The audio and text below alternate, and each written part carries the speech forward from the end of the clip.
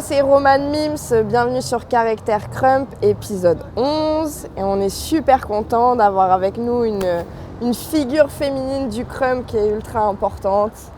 Anoka. Hello. Ça va? Ouais, ça va et toi? Merci d'être venue. Yes, merci pour l'invitation.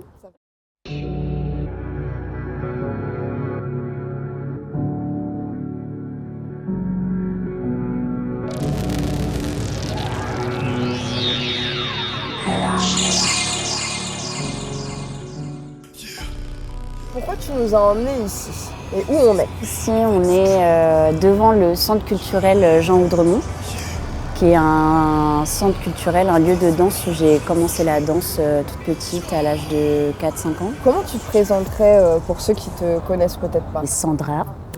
Mon nom de crumpeuse, c'est Anoka, et qui est Girl G. Comment t'as débuté le crump? Parce que tu me dis que t'as commencé par le classique. Ouais. Ensuite, Contemporain. Je fais du jazz aussi. En fait, moi, j'ai toujours aimé découvrir des nouvelles danses et même des nouvelles manières de s'exprimer à travers le corps, le mouvement.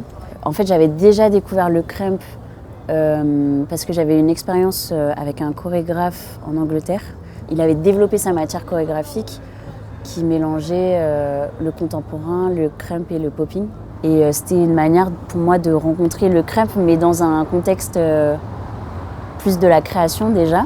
Été 2019, je déménage à Nantes et là, du coup, je rencontre les danseurs de là-bas, etc. Parmi ces danseurs, il y avait des crumpers, dont Diff. Il y avait Herbie aussi. On s'était donné des rendez-vous, je sais plus, c'était 1 ou 2 fois par semaine où on se voyait et c'était des laboratoires, quoi. Ils nous transmettaient et ouais, j'ai trop kiffé. C'est quoi que ça te fait ressentir? Une intimité très profonde de mon être. Et aussi le crump, il est arrivé à un moment dans ma vie où justement j'avais cette envie de retourner vers mes racines plus indiennes, etc. Et le crump arrivait à ce moment-là aussi. Comment tu as lié tout ça? Donc, comment ça se passe? C'est un truc qui est en perpétuel process en fait. Et je sens qu'au fur et à mesure des années, je touche quelque chose et que le chemin il est hyper beau. Quand j'étais plus jeune, j'ai fait aussi du Kalaripayat, donc un art martial du sud de l'Inde. J'ai fait aussi du Bharatanatyam, qui est une danse traditionnelle du sud de l'Inde.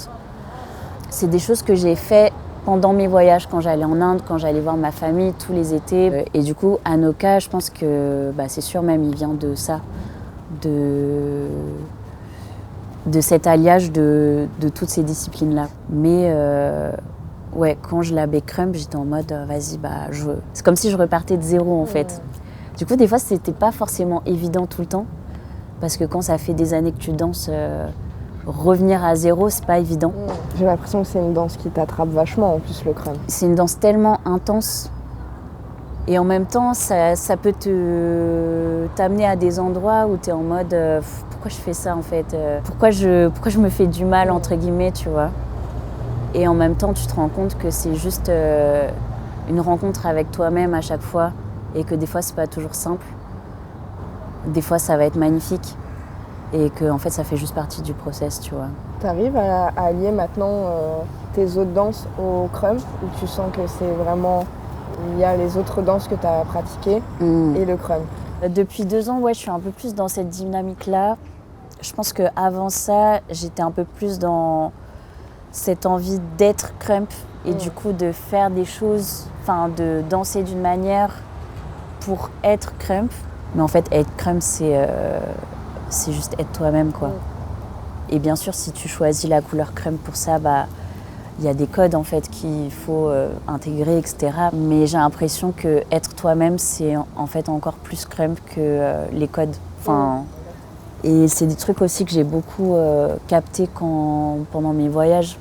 Par exemple, là, le fait d'être allée aux États-Unis récemment plusieurs fois, aux States, tu sens que être crump, en fait, c'est un vrai lifestyle en fait. Que c'est en mode, ils vont faire une session à côté d'un barbecue. Avec leur enfant, en famille, que faire un call-out, en fait, c'est pas forcément un truc de fou, en fait, ça peut être juste dans un garage, en mode, vas-y, t'es chaud en call-out, ça peut être très simple, en fait.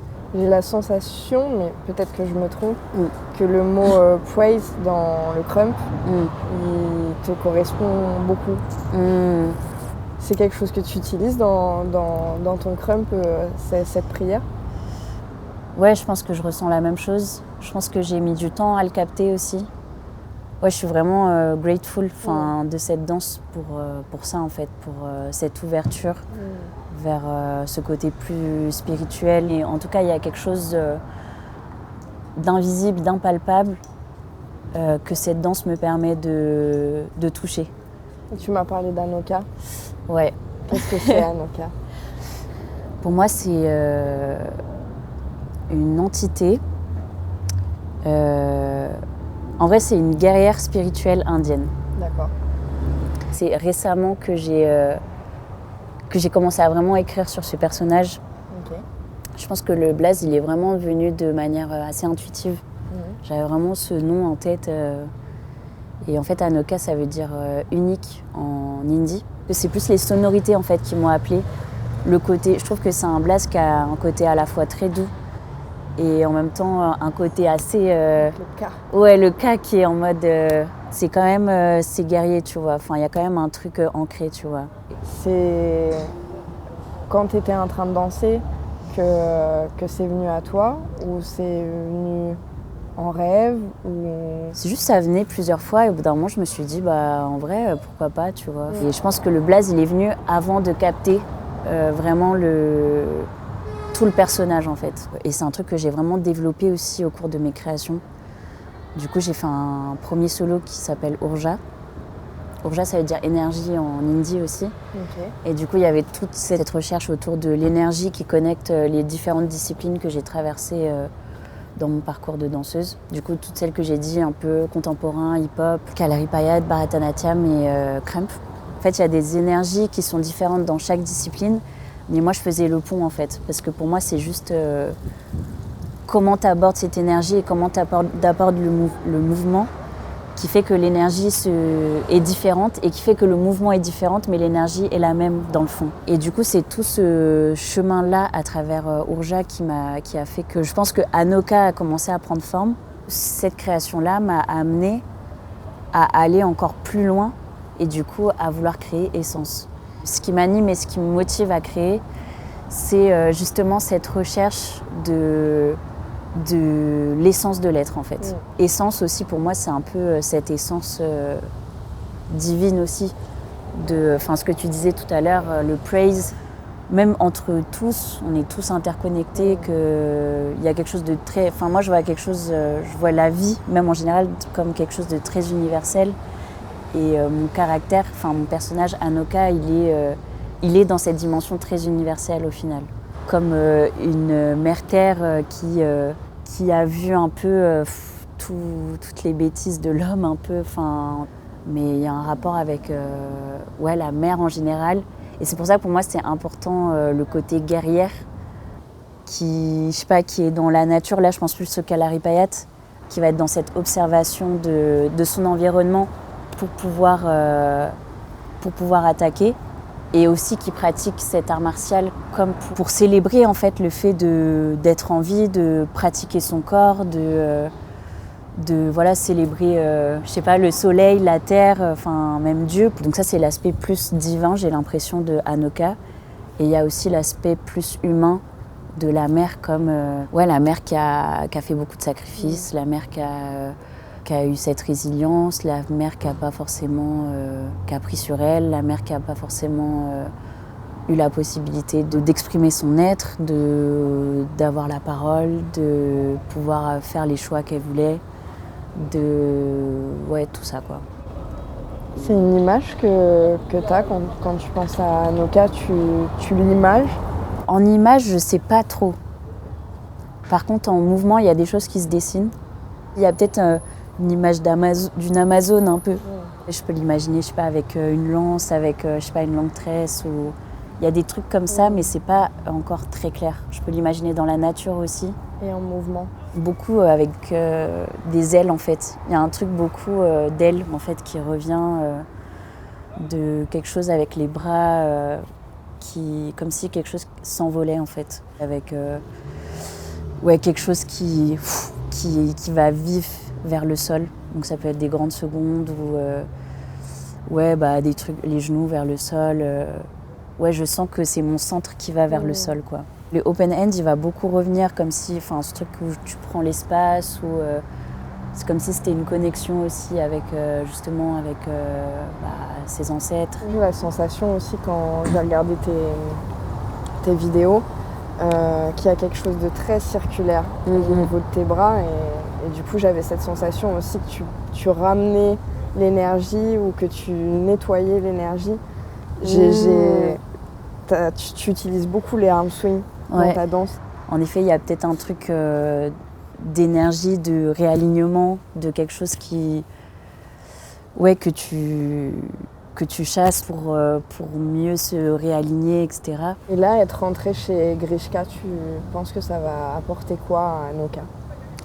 Je pense que Grishka, ça a été quelqu'un que j'ai beaucoup regardé en vrai, dans les débuts de quand j'ai fait du crump, etc. Je pense que c'est son crump aussi qui m'a parlé, dans le sens où je voyais aussi qu'il venait d'autres danses. Et je pense qu'il a une approche du corps et du mouvement que... Oui, c'est comme s'il a un crump très propre, je sais pas comment expliquer, où tu vois tout ce qu'il fait. Enfin, comme j'ai toujours eu ce regard un peu très propre et technique du mouvement, bah, ça m'a tout de suite... interpellée. Ouais, je me suis tout de suite connectée à ça. Au début, j'étais plus dans ce truc, ouais, non, je veux être crump, pour être crump, il faut faire ci, ça, et il me manque encore telle connaissance, nan. Et lui, il était en mode, mais en fait, t'es déjà crump, en fait. C'est juste creuse ça, en fait, creuse Anoka. Et je pense que ouais, c'est ça qui m'a beaucoup apporté. Quand tu regardes des gens comme Dexter, Arias,